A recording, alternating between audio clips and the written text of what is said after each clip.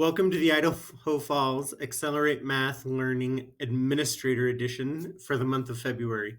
Today we're going to talk about where to start.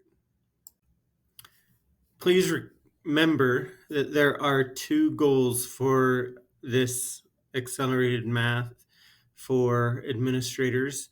One is to have a clearly articulated vision of mathematics at your school. Hopefully you've been working on that. You've developed some student profile, a vision of what you want that to look like. We've been discussing classroom instruction and what you could have classroom instruction looking like. Today, I'd like to focus on creating a short-term plan for reaching the vision. Then we can talk about our long-term plans.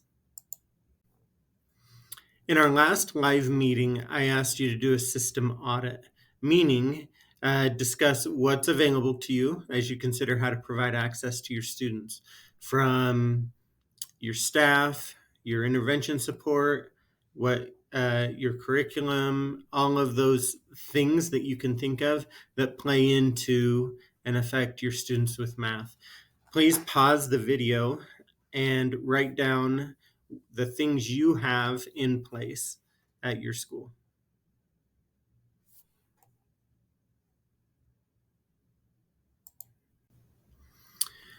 As an example, here's my audit of Rigby High School. We have 2,100 students. We have 15 math teachers. We have 3 or 4 math pathways. We've talked about that a little bit. We have an EL coach. He's part-time EL coach, part-time EL instructor. We have an instructional coach that has an English background. We have SPED pushing classes for algebra and geometry versus pull-out. So we don't have like a essentials class.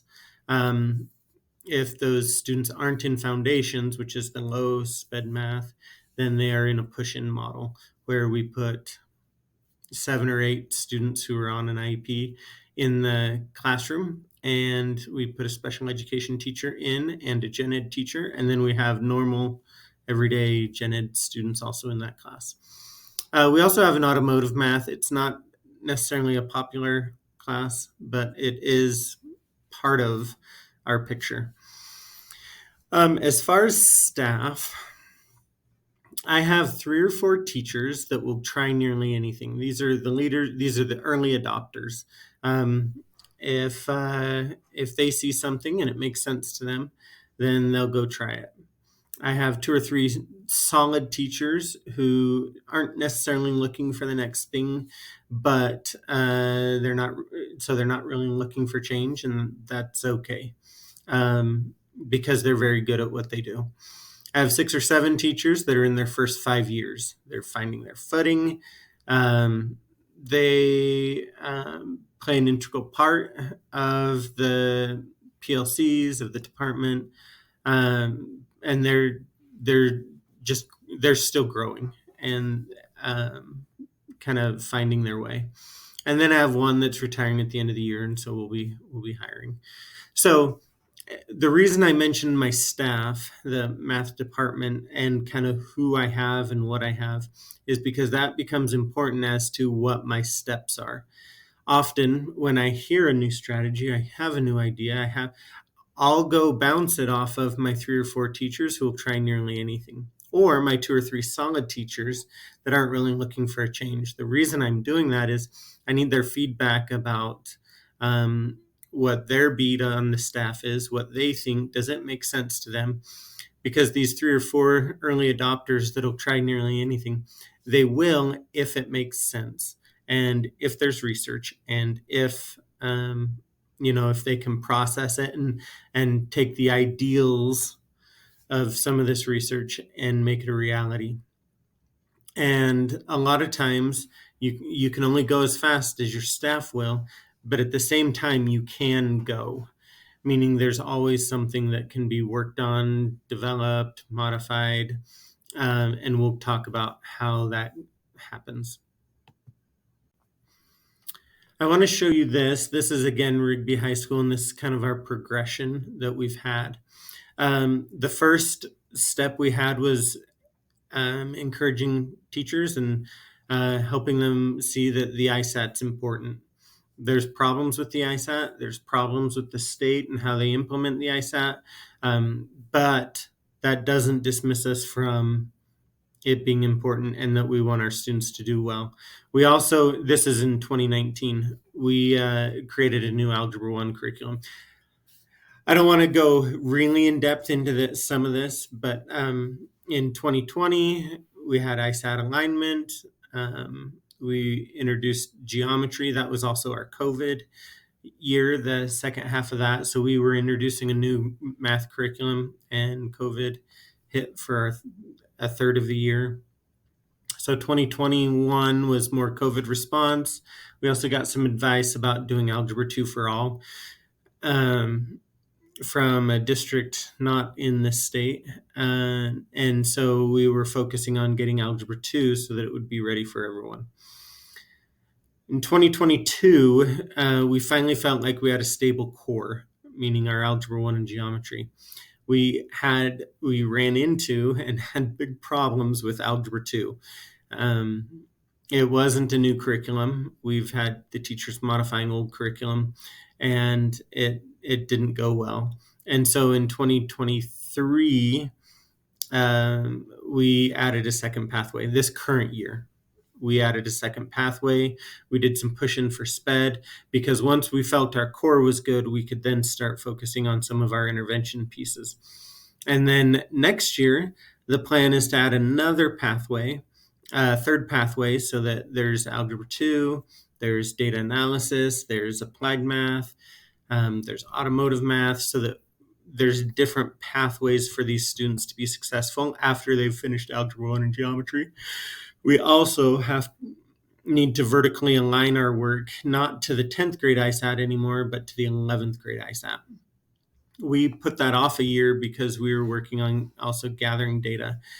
The reason I'm sharing all this with you is that I'm in year 5 of this process, and there's things that I wanted 4 or 5 years ago, and we're just getting to them now. Teachers weren't ready, staff wasn't ready, admin wasn't ready. And so a lot of times as a leader, you learn stuff and it's like, okay, I want to be able to do that. That's in my long-term plan, but we're not there yet. And so it's important to have short-term plans and steps that you can get there one piece at a time.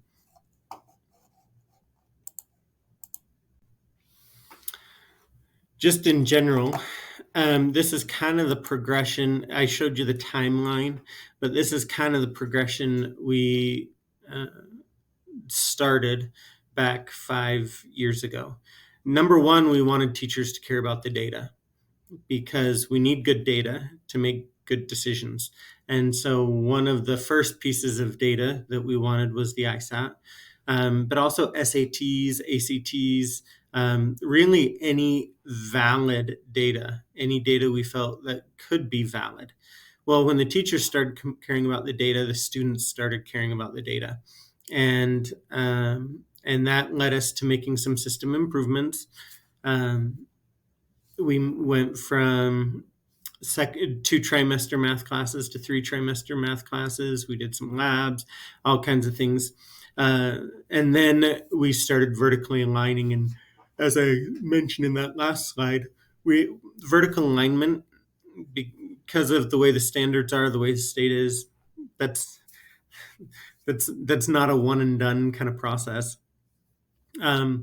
But vertically aligning some of those things, and it's important when you're aligning that teachers understand the written, the assessed, and the taught curriculum, and that those are horizontally aligned.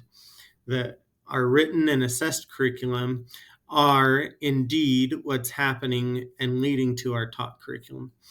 Also, we made some instructional improvements. This all stemmed from teachers caring about the data. Once they cared about the data, they started making the instructional improvements themselves. They started looking for resources. They started looking for answers. And a lot of their answers are kind of what we found, that now I have my early adopters who I know will lead the team instructionally and in regards to data, because they care about data. And now we're working on some tiered interventions. We're not there yet. By no means has Rigby High School figured out all of this stuff. But in order to do our tiered interventions, we first needed our strong core. We needed some alignment. We needed to make some adjustments, and it's a long process. So here are a couple of our guiding principles for students. This is what we communicate to students, or that we're trying to communicate to students. Number one, that there is a math for everyone. That's why we've been implementing pathways. Some of the work the state's been doing has been super insightful for helping us with that. But there's a math for everyone, whether you're going to be a farmer, whether you're going to be a dentist, whether you're going to take over the family business, there's a math for you. And so we need to show students that there is a math. Second is that what's easiest now may not be best for your future, that students can surely take the low road, right? They can take the easiest math class, easiest possible way. And we've decided we're not going to fight that. But we are going to explain that if you have long-term goals, some of your long-term goals will need more math. And so we want them to be ready for that. 3, that they'll be college and career ready. And 4, that they can change their mind. If they want they're high schoolers, they don't know what they want. They don't know what they want for breakfast. There's no way they know what they want in 6, 7, 8 years, 10 years down the road.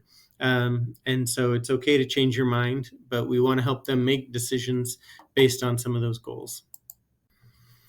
So here's some of the things that I brainstormed myself, of things that we've done, we've tried, with varying degrees of success, to get conversations started, to get small short-term goals accomplished.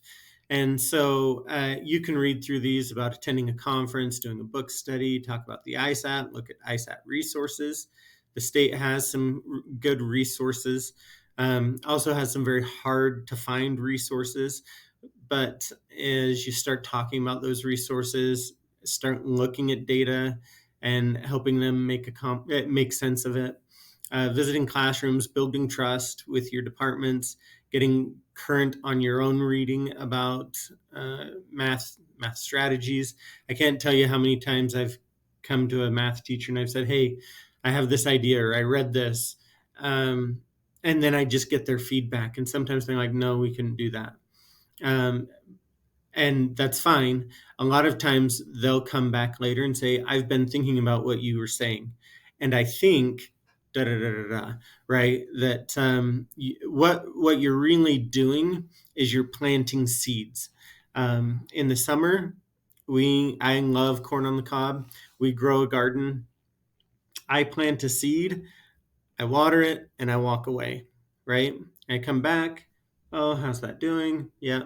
Okay. Walk away, right? That it takes a long time to grow an ear of corn. And as much as I want corn in June or in July, I have to wait until August. But I'm planting seeds and waiting for those things to kind of come to fruition. As I showed you, about 3 or 4, 5 years into the process, we're just starting to harvest some of those seeds that were planted 3 or 4 years ago. And so mentioning resources, asking teachers to make sense of data with you, these are things that you could do that are simple, that are small. Mind you, some are smaller than others. Attending a conference obviously requires some money, some funding, some background. With conferences, all I'll say is that when I've asked to go to a conference and I've showed them data, hey, we're working on this. I think this conference might, they've been much more inclined to send us to a conference, and teachers or my team to a conference when I've been able to argue the data and show that there's a real need there. I think school administrators want to support building administrators, district administrators want to, they just don't always know how, and really they want to see where they can best accomplish that. But it's all about planting seeds and waiting for harvest. So this is kind of concluding our discussion on this. I'd like you to create a short-term goal, a goal that's, we can talk about SMART goals, but a goal that could be accomplished realistically in the next school year. Something you could do with your team that you control to help build some of these conversations. As a reminder, this is our plan. We're now in February. We're looking at implementing structures, about making some goals. Next month, we will meet in person. We'll talk about high leverage practices 5 and 6. We'll do some walkthroughs. It'll be a great time. There also, we likely are not going to meet in June. May will probably be our last.